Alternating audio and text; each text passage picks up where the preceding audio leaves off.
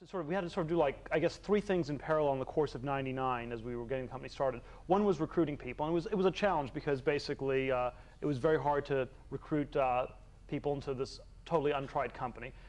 But besides selling employees, we had to sell investors, and we had to ultimately sell customers to use the product. And we had to, in the course, figure out a usable product. I spent, as the CEO of the company, one of the less pleasant but fairly important jobs was spending an awful lot of time meeting with investors. I probably had about 100 different pitches to investors in the course of 1999.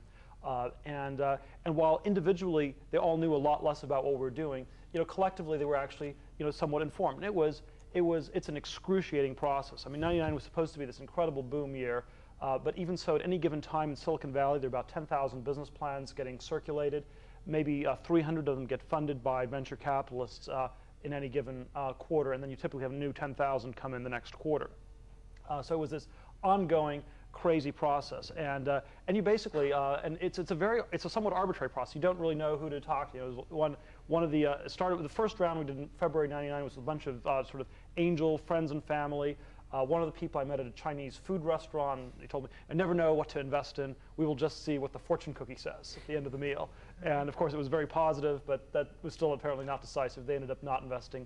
The most intriguing one, however, was there was a group of two Australian mathematicians who had decided that because it's so hard to figure out what companies to invest in, that they were going to come up with a mathematical formula to predict which startup companies one should invest in and which ones should not. And they'd started a fund called Gödel Capital, named after the famous 20th century mathematician.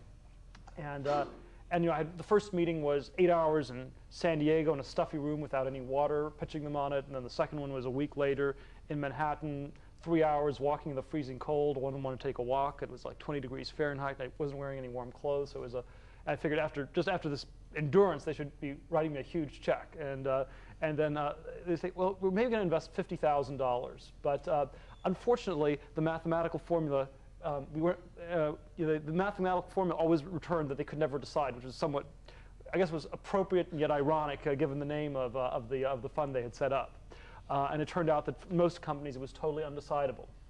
And it was not totally intentional on my part, but I told them, well, such a great opportunity, I'll let you invest and give you a 2-week option to get your money back. Free option, for 2 weeks you can take the money back, but you have to decide now. And well, they plugged that in, mathematical formula told them, free option, 2 weeks, that's fine, we'll put in the $50,000.